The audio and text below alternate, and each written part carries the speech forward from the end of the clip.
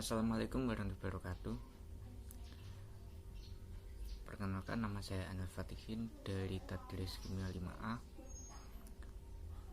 Oke, yang pertama, dengan ini saya atas nama Anwar Fatihin menyatakan dengan sadar dan jujur bahwa saya menjawab dengan pengetahuan dan kemampuan saya sendiri. Tidak ada hasil diskusi atau campur tangan orang lain maupun searching pada browser apapun. Apabila jika saya berbohong, maka akan bersedia menerima konsekuensi apapun di kemudian hari. Kami mengambil jurnal yang berjudul tentang pembuatan nanokomposit dari nanoselulosa fibril dan kitosa nanofibril. Yang pertama itu latar belakang. Latar belakang dari jurnal kami yaitu yang pertama yaitu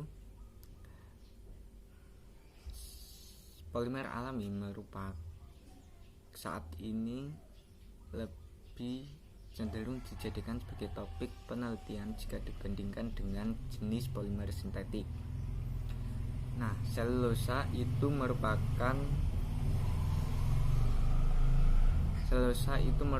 salah satu contoh dari jenis polimer alami, di mana yang memiliki kelimpahan di alam yang sangat tinggi. Biasanya selulosa itu digunakan sebagai topik penelitian, digunakan sebagai bahan penelitian itu karena memiliki kelimpahan yang tinggi, terbarukan, dan biodegradabilitas. Dalam beberapa tahun terakhir ini, selulosa itu digunakan sebagai bahan yang digunakan untuk sifat antibakteri. Kemudian yaitu kitosan. Kitosan ini merupakan polimer alami kedua yang melimpah di alam setelah selulosa. Kitosan ini juga memiliki keunggulan, diantaranya yaitu memiliki sifat antibakteri, sifat anti jamur, dan biokompatibilitas. Kombinasi antara selulosa dan kitosan itu akan menghasilkan produk masing-masing. Kalau selulosa itu nantinya akan menghasilkan produk berupa nanoselulosa fibril, sedangkan kalau kitosan itu nantinya akan menghasilkan produk kitosa nanofibril. Kemudian yaitu berdasarkan penelitian yang sudah ada, itu bahwasannya nanoselulosa fibril itu dibuat dari residu lisores. Nah, residu lisores ini penggunaannya itu hanya digunakan sebagai bahan pakan ternak atau belum dimanfaatkan secara sempurna. Sehingga agar residu lisores ini menghasilkan produk yang bermutu tinggi, maka bisa dijadikan inovasi, yaitu dengan cara membuat nanokomposit dengan penambahan kitosan tadi.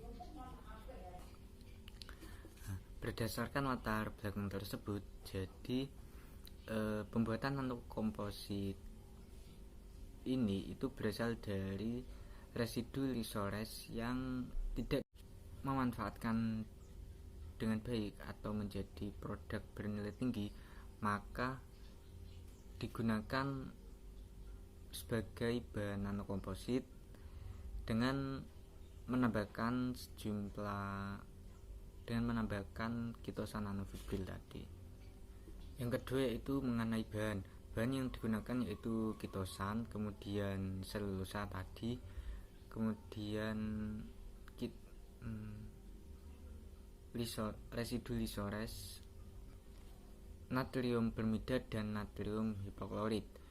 Kemudian dalam jurnal ini itu nantinya akan terdapat beberapa karakterisasi.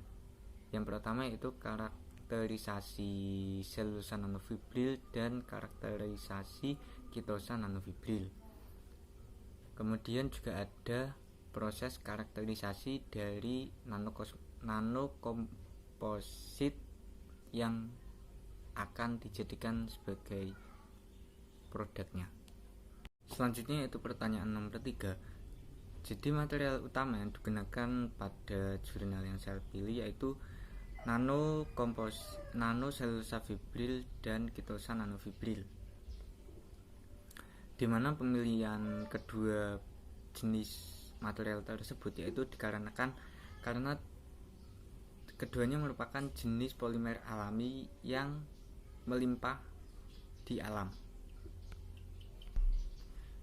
Selain itu, selulosa itu saat ini menjadi menarik minat para peneliti di beberapa tahun terakhir ini untuk dijadikan sebagai sifat antibakteri.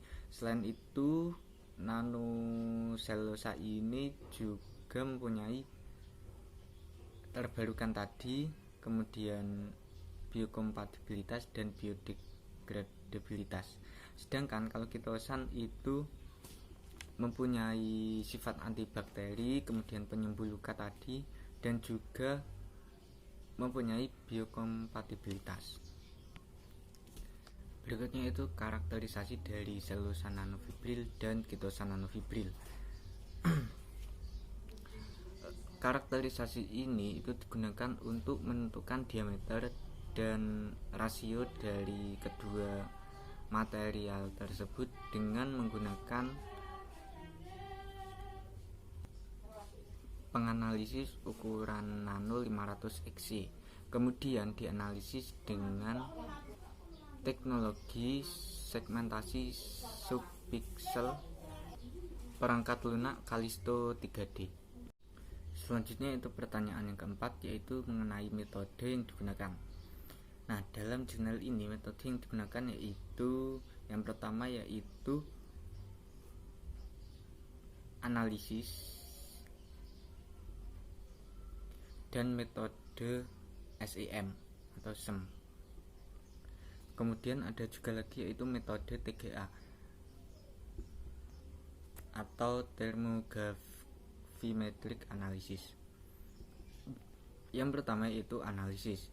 Nah, analisis FTIR ini atau analisis ini digunakan yang pertama yaitu pada proses karakterisasi selulosa nanofibril dan kitosa nanofibril, di mana kedua material tersebut itu dianalisis dengan ukuran 500 XC.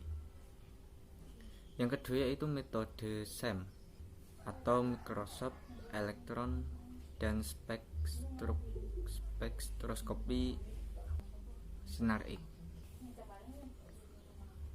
di mana metode SEM ini digunakan untuk mengetahui morfologi permukaan dan unsur nanokomposit film. Yang ketiga yaitu TGA atau thermogravimetric analysis yang digunakan thermal dari nanokomposit film. Selanjutnya itu pertanyaan yang kelima, yaitu ada beberapa uji karakterisasi. Yang pertama yaitu uji karakterisasi selulosa nanofibril dan kitosa nanofibril. Yang kedua yaitu karakterisasi nanokomposit. Yang ketiga yaitu uji hidrofobisitas. Yang keempat yaitu uji stabilitas thermal. Dan yang kelima yaitu uji tegangan tarik dan pegangan tarik.